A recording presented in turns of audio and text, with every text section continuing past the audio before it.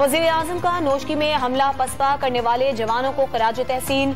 Rangers और FC की तनख्वाहें बढ़ाने का ऐलान। मुल्क में महंगाई से लोगों की तकलीफ का एहसास, तमाम सेक्टर्स में मुलाजमीन की तनख्वाहें बढ़ाने पर जोर दे दिया।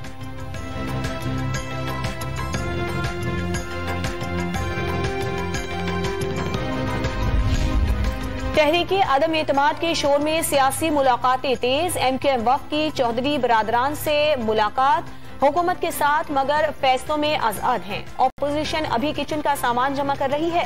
परवेज इलाही और आमिर खान का सहाफियों को जवाब। आमिर खान और वसीम अख्तर कुछ देर में शहबाज शरीफ से भी मिलेंगे। हुकूमती हलीफ मजबूरी में हुकूमत के साथ हैं, लीगी रहनुमा मिफ्ता इस्माइल का दावा।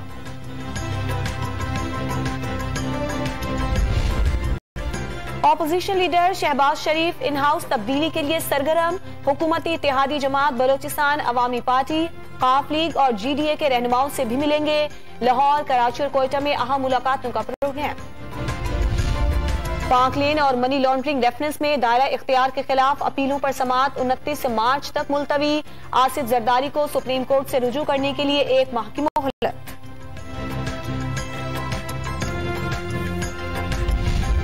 लीगी सेनेटर इसहाक डार को नाअहल करार देने की दरखास्त समाअत के लिए मुकर्रर। इलेक्शन कमीशन 21 फरवरी को समाअत करेगा।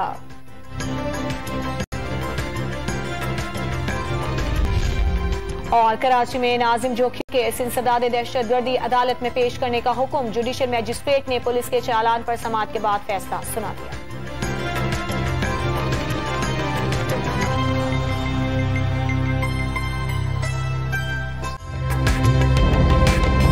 ताज़ा तरीन वीडियोस के लिए हमारा YouTube चैनल सब्सक्राइब करके बेल आइकन प्रेस करिए ताकि आपको मिले हर अपडेट सबसे पहले।